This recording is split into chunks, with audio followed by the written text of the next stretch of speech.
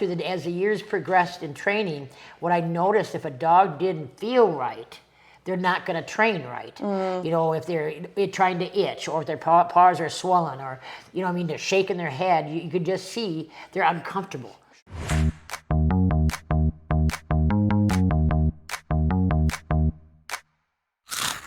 Welcome to another episode of the Crunchy Carnivore Podcast with me, Jessica Levy, holistic veterinarian, Melissa Weidenhammer, certified canine nutritionist and natural rearing breeder. And today we are hosting Katie Canine, dog trainer and holistic pet advisor. Yes. Mm-hmm. So Katie has been in the dog training world for 40 years? Longer than that. Longer than 40? I've been training dogs for 54 years, and as Katie's canine, 44 years. Okay, okay. Been around the block a little bit. So we would love to just talk with you today because you've been in the game for a long time, but you didn't just stay in the world of dog training. You kind of went into some different areas that really went along with that. And we would just love to hear kind of your background and kind of how you got to where you're at now. So first of all, like, what made you decide that you want to be a dog trainer, and how did you get into it? I started in 4-H, Washington County 4-H, and with an Irish setter named Rusty. And the trainer there said, "You have it." And when you're a kid, 11, 12 years old, I have what? It. But anyway, as the years went on, I did really good in the dog project. And it was just naturally things came to me. I didn't read books about how to train a dog or nothing. It was just came from within.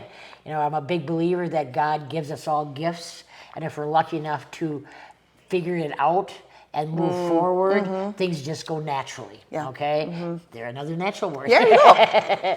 And so I'm just a trainer for the everyday family dog. I don't train with treats. You are the treat. I want the dog to work from his heart, not his stomach. Okay? But as the years progressed in training, what I noticed, if a dog didn't feel right, they're not going to train right. If they're trying to itch, or if their paws are swollen, or, they're shaking their head, you could just see they're uncomfortable. Sure. And so I've met Dr. Levy, Jiminy, I think it's at least 23 years now, not 24, maybe more. It's been a while. Yeah, and because I've always been no chemicals. Okay, no flea, tick, just anything chemicals. We have a farm.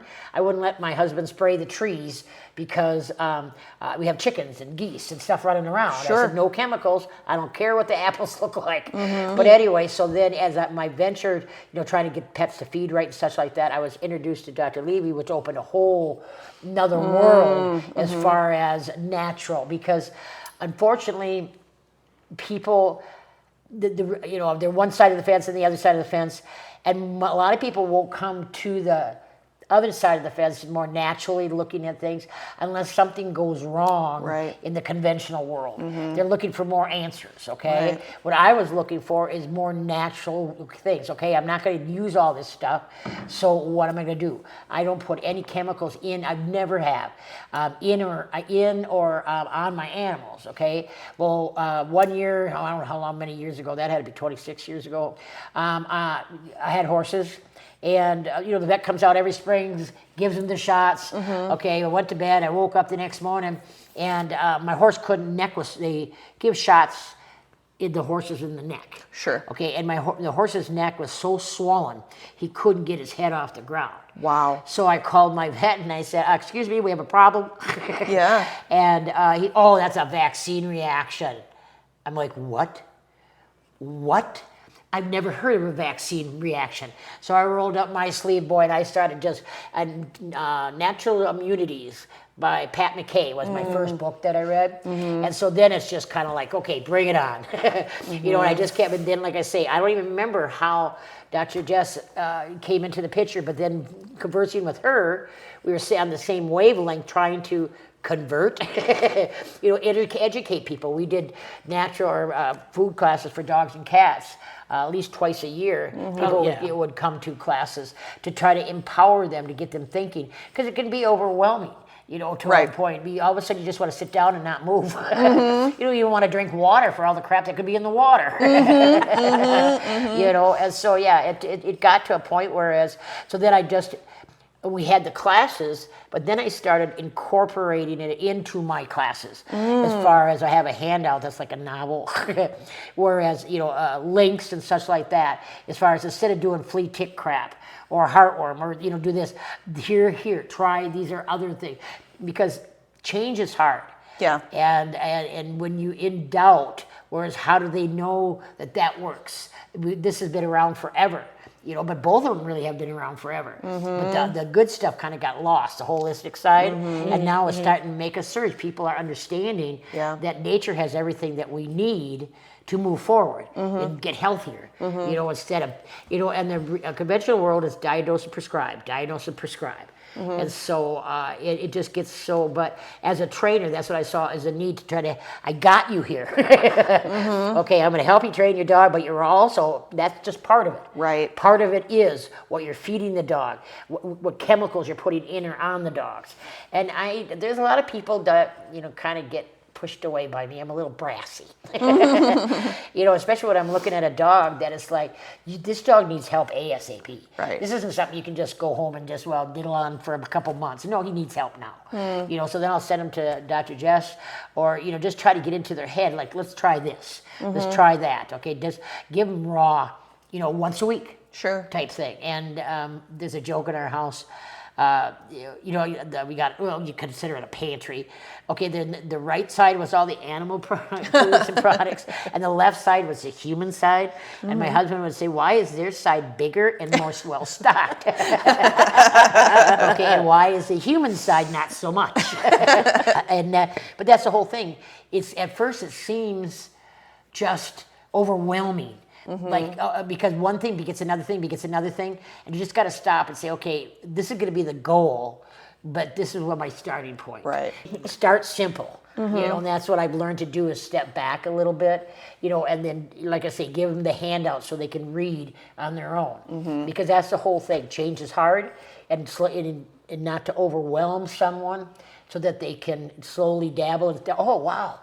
In the class, we have a week where, okay, what do you feed your dog? Okay, what supplements do you have? And we go over it that way as far as, just kind of dabble in there. And but it's so cool when like somebody gets it. Whereas now they want more information. So Katie, what are some of the biggest things, you get these people in and they don't know anything, right? And they're doing all the things. And then you kind of give them some direction about and things to pay attention to that they probably never thought about before. And they start actually implementing these changes, these people that do get it. What difference do you notice in the animals as far as training goes? Well, the dog is calmer. And he's more interested, instead of, feeling yucky, he's more interested in his human. Sure. Instead of like, get me out of here. I don't want to be here because I don't feel well, And so it just, and it's a process is what it is. But I don't know, I'm so happy, and I'm sure you guys are the same way, when you see somebody that gets it. Yep. And is willing to slowly make the changes, because the change is not going to happen overnight. But it's eventually going to happen, and you're going to know the outcome, and they're going to be so happy. Everybody's going to be happy. Everybody wins. It's just, it's just so fun. But the dog is definitely, looking better, than when he first came. So at some point you started doing like more phone consultations. Oh yeah, yep. And then so out of the phone consultations probably take up half of your working time at this point? Because you actually get on the phone with people. Yeah. And then how many of those consultations are about health? It always winds up to be it. Okay. They'll ask, my dog's jumping on me, or, what can I do to quit pulling? But I always end every conversation, what do you feed your dog? Oh, wow. Always, every one of them. Just kind of slip it in there. Yep, and so, before you hang up, what are you feeding your dog? And that begets another, usually on my part, another half hour. But like I said, it's an overall thing. It's not just training, putting a training collar on or working the dog. Okay, it's working on them from the inside out is what it is. And so that's why, with my phone consultations, like I said, it starts out a problem that they need help with, whether it's dog or cat, but then it winds up, like I said, always, every conversation, I always end it. What are you feeding your dog? What are you feeding your cat? I don't do iguanas, though. I know nothing about iguanas. But then I think, like, from what I see, because, you know, I have a lot of clients who work with a lot of different trainers, there are many trainers who go to, your dog needs to see a behaviorist. Your dog should probably be on anti-anxiety meds. And so they're kind of leaning more towards go back to the regular vet or go get your dog medicated to deal with its behavior in some Diagnose way. and prescribe, instead of working with the dog and making the dog feel better. You know, if he feels good on the inside, if he's got, gas buildup from maybe the dry kibble food or whatever type thing, or, you know, something in the diet is not working right, or you just gave him that stupid flea and tick crap, you know, that's getting into their system, they're not feeling good. And so, like I say, that's why it's everything. It's not just, you know, answer the question about jumping or digging or whatever type thing. No, then we get into how does a dog, do you go for a walk with your dog or does a dog go for a walk with you? You know, and then, like I say, it's getting everything to come together. And then you have to start out kind of slow. Because like I said, change is hard. Just like taking people from off of kibble food into, okay, then if you don't want to touch raw, then go get the freeze dried. Sure. Okay, and then crumble it up, put a little water on it, let it rehydrate, put your supplements in. Fine. Okay, then eventually some people don't like to touch the raw. It's like, okay, that's fine. Wear gloves. Right. You know? Right. So, but the thing is, it's for the betterment of the dog. But try to find something, or cat, you know, to find what works for you that you can make this all work together. You know what I've been noticing in pet food ingredients lately, in dry foods particularly, miscanthus grass is very popular. I haven't even heard of that. Yeah, you know what it is? It's grass. It's just grass? It's in there as filler. Oh my gosh. And it's fiber, right? That's true. Just the same way that if you rip up cardboard, that's fiber. Sawdust is fiber. Didn't they just change the name of xylitol too? Oh, did they? Birch sugar. Yes, that's it. Oh, Yeah, they're just, we love birch trees. So, but that's important. I mean, xylitol is seriously toxic to dogs and cats. yes. So it's very now you important to know know what that if is. you see birch sugar. Oh my And goodness. then those of you gals that carry purses, if it doesn't fit in my pouch or my pocket, it doesn't come with me. A lot of people eat breath mints and sugar-free gum, and xylitol is in those. And a lot of dogs will put their head in the purses, get out those breath mints or those the gum, and so really you know where your purse is at all times. Not at dog level, or the cat can knock it down to them. But I would have to agree with you, Katie. So I do consultations as well, and I kind of pave the way for Dr. Levy a lot of times. And you know, they call with a lot of, you know, it's the allergies, it's the feet, it's they're throwing up, it's you know, those ailments.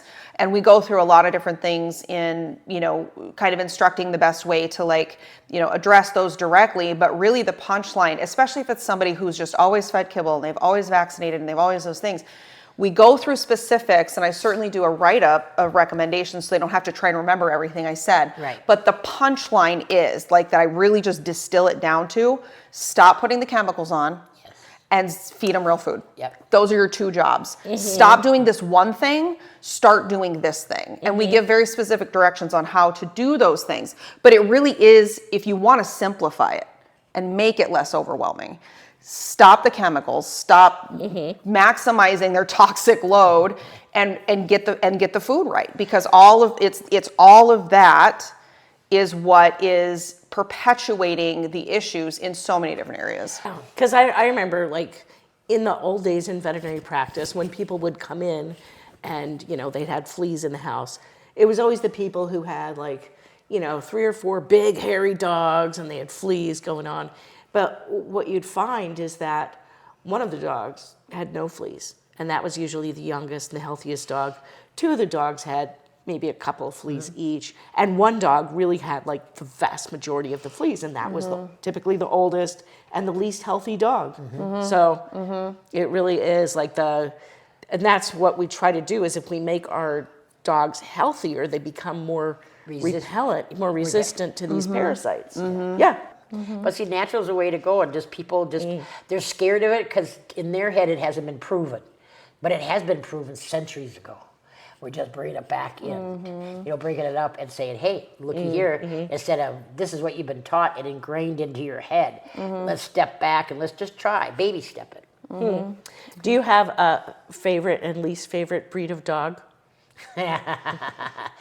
I'm drawn to the German Shepherds, although I do not care for the breeding out there for the last 10, 15 years. Like the modern American German Shepherd? Yeah, they're antsy in the pantsy. They're like, they're ADD and they're whiners. They're not calm and steady type thing. But so the last couple of dogs that I've had if you knew shepherds, you knew they weren't shepherds. But the thing is that, but they look like a shepherd enough for me. You know what I mean? And that's, I love that it's an intelligent look. Not that there's a lot of other breeds too that have that too. But the least breed, I really don't, because every breed there's good and bad in every breed. Right. And so, I've seen some Chihuahuas that hateful little things. But I've seen some Chihuahuas that are just sweethearts. But on a general rule, you talk to any trainer about Chihuahuas, we all call them hateful little things. Because they usually are snarky, snappy, because most people just carry them around. Right. They become warts. And so then the thing is that the dog is protective of the human that's holding them. So he, and so it's not the dog's fault, it's the human. But some of them, they've got a well-bred, mentally stable one, and have taken the time, to teach them stuff. Nice dogs. So there's some dogs that are doofuses, whereas just they're not in a hurry, bloodhounds, bassets, I'll get there. And my retirement dog was always going to be a basset, because you can't really do much with a basset. Yeah. They're just fun to be around, fun to look at, and they're coming. Yep. There. And so you don't see them in agility trials or but it's Anything that requires speed. But no, they just so like I said, but there's good and bad in every dog, every breed, and usually the problem with most dogs that are having problems, it's human error. Yeah. Okay, and then what they're feeding, or what's in them, between the chemicals. So with all your years of experience as far as training goes, I'm just curious about this, because I had people ask me this all the time when I was doing breeding. Do you find a consistency between training males versus training females? There's a difference. Yeah. So what would you say Really? is kind of the, and that, Tiffany said the same thing as another dog trainer that we've worked with. So what's your take on males say versus more. females as far as trainability? Males train tougher. They have more of an ego, and so it takes them a while to really grasp for it to go in. But females catch on a lot quicker. They don't have that egotistical part of, okay, fine, that's what you need, goodbye, let's work together. But the males make you work a little bit harder, but once you get that over that bump, it's like a dedication you won't get from a female, okay? And so that's why, like I said, all my shepherds have been males. And they hang on my last word. I had one female, and her name was Baku, and she was a nice dog, beautiful dog. But the dedication that I got from all my other guys, it wasn't the same. She did everything perfect, but once you experience it, you'll understand by talking about that dedication. But females train easier than the males, but the males give you more of a workout. Do you really mean it? They make you it just doesn't, it's just, they don't snap into it. But then, like I said, once you get over that bump where you have really won them over, the dedication they give you. If you ever hear of stories where the dog saved the child in the fire, you know what?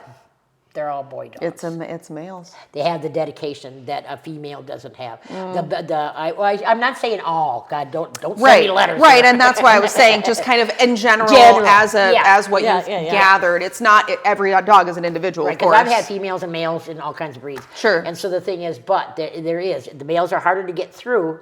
I mean, not balls to the wall, but whereas, do you really want it? How bad do you want it?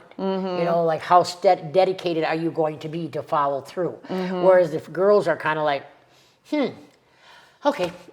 Right. Makes sense. I'll do it. Yep. Yeah, so they do train easier, but the males, but some people just don't want the work. Because some of those boys out there can be pretty little bit tough nuggets. And it's not me, master, do dog. I get the biggest thing that most people do wrong is number one, they ask the dog to sit, okay? The dog doesn't sit. Then they go, sit! Right. And then sit! Sit! You know, they start screaming. Dogs can hear 300 times better than we can. So when you start yelling at your dog wants to put his paws in his ears. Like, shut up. Okay, so I try to explain to people, the more frustrated you feel, whisper. That's enough. You go low and slow. And you'll be really surprised. All of a sudden the dogs are going to go, uh-oh. Because they don't. Most people know their dogs to death. Every other word is no, no, no, no. Know what? Teach dogs words and what they mean. To get the dog's attention, every dog knows or That's how they learn from mom. You know, they're hanging off of mom's lip. Mom gives them a growl, like, get off my face. Okay, and if they don't, mom does two things. She pulls out and either rushes them, and scares them, like, sorry, sorry. Or she comes around with her teeth around the neck and squeezes, and then pinches the pup's neck. And so then the pup yelps, and then she lets go of the grip, puts him down. A little bit later, the pup comes up like, still ticked. Mom will go, still ticked, stay away from mom, we'll be back.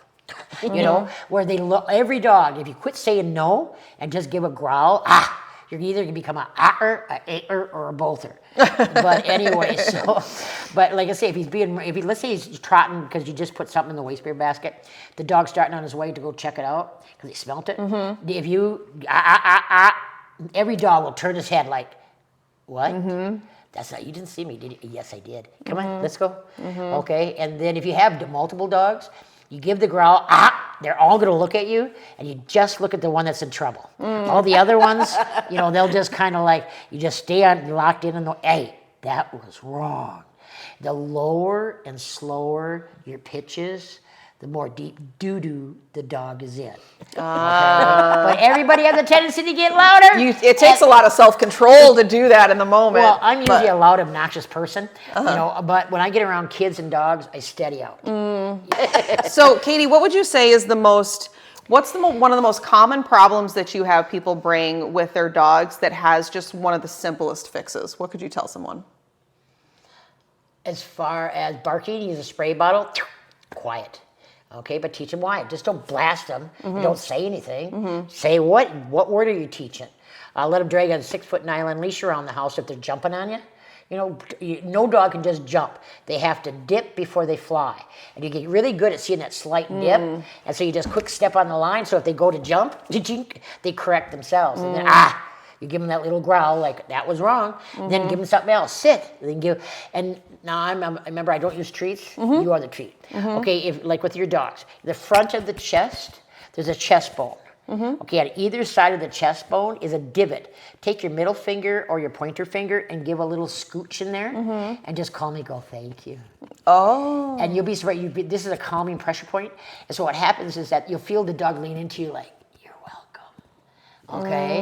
And so you are the treat. They wait for that scooch. And it's not okay? It's just a real, and then to lower your voice, calm your voice down, and instead of saying good girl and good boy, you calmly say, thank you, or very nice. If people would watch their dogs, when you say good girl or good boy, they get all snaky. They're just like, I'm a good boy! Yeah, they freak out. Yes, you do. So you be what you want the dog to be. It's just calm and steady. Don't use the word no. Become or a bother. Okay, be what you want the dog to be, calm and steady. Instead of when they pull your last chain, instead of screaming and yelling, that makes you feel good, but the dog is like, let's roll. It's just going to stir the pot even more. Like I said, I'm going to let you in a secret. Everybody lean in. Yes. I'm not a dog trainer. I'm a people trainer.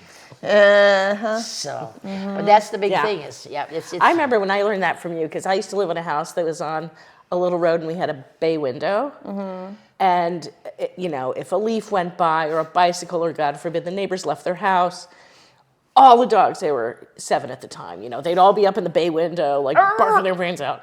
And I used to yell at them. Yeah. And then after I met you, I realized that basically I was yelling, and the dogs would look at me, and they'd be like, "Oh my God, we're yelling too. We're joining. You're We joining our love party. yelling. Thank Let's you." yell." And so what I learned to do instead was I would kind of let them have at it, count to 10, and then I would start to say, "Okay, thank you, thank you, very nice, okay." And then one by one, they would shut up and get out of the window. Yeah. No, Because then they would be like, oh, we're being quiet now. Okay. many people reward the wrong behavior, without understanding, not realizing it. Sure. And so, but at any age, any dog can learn anything.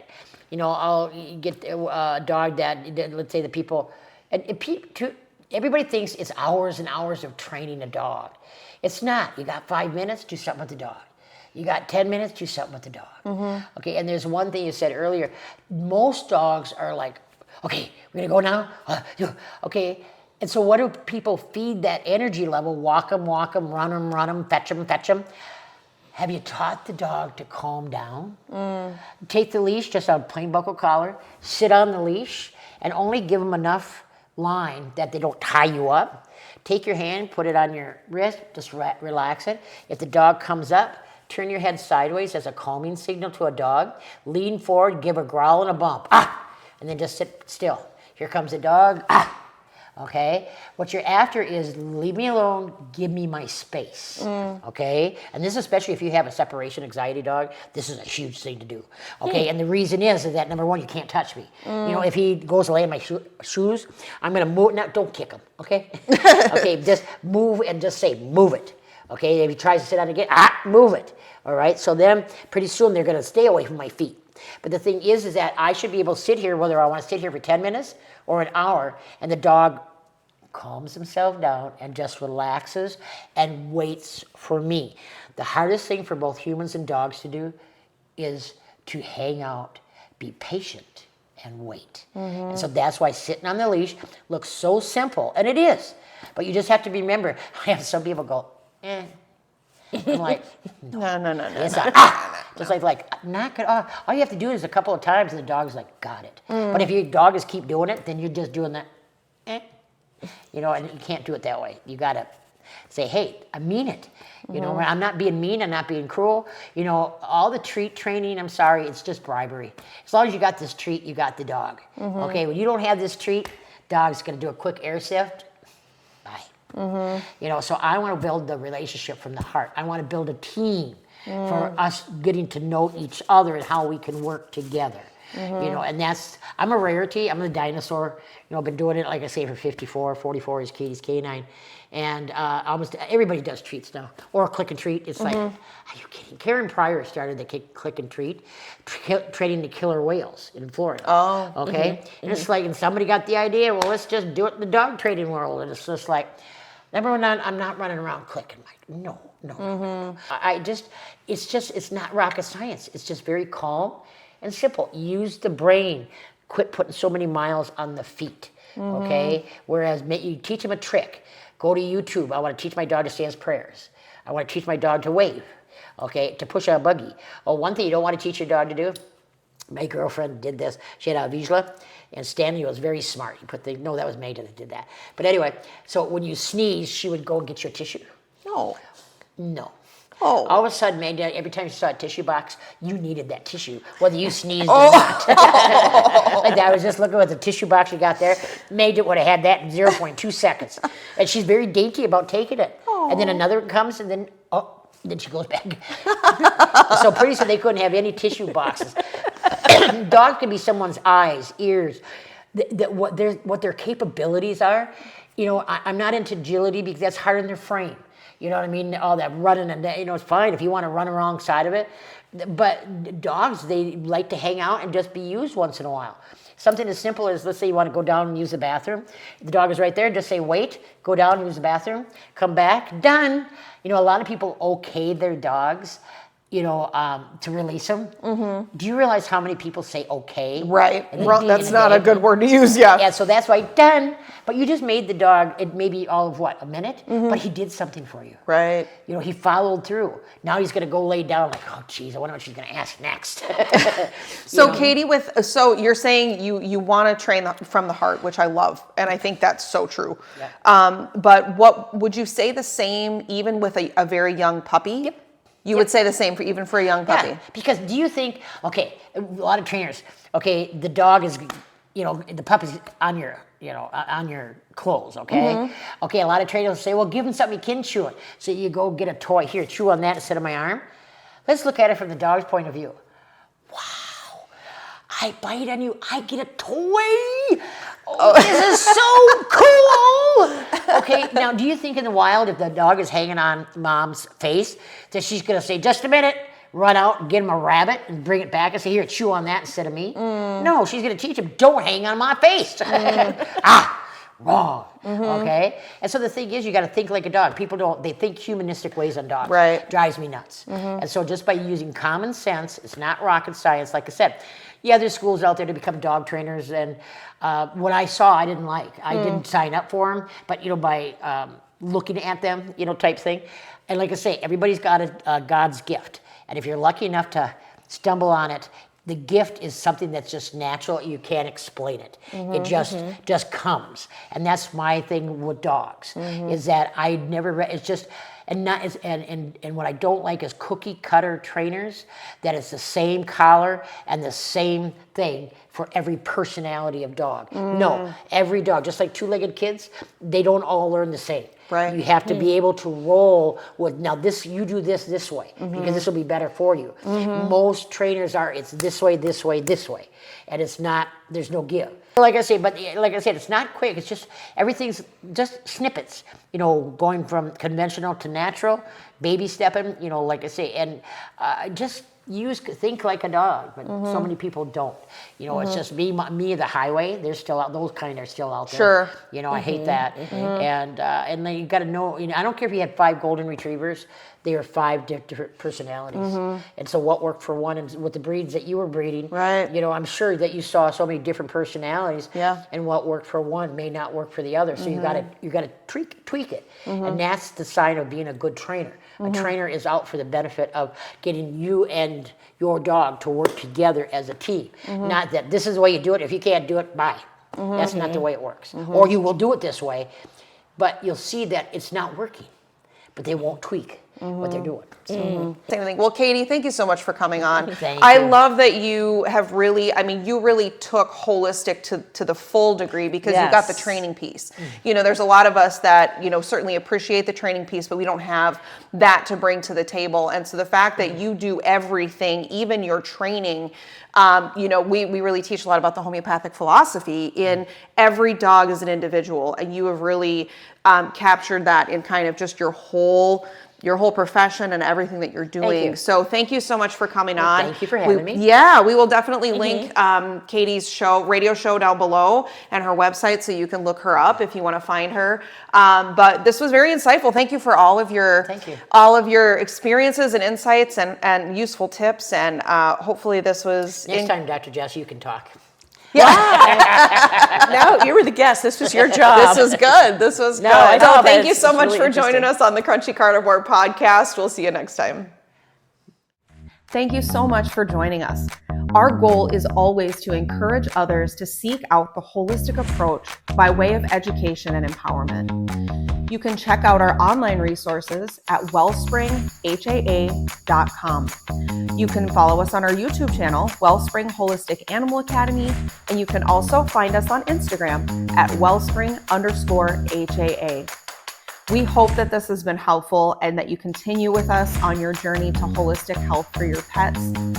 As always, we're here to be unapologetically all natural.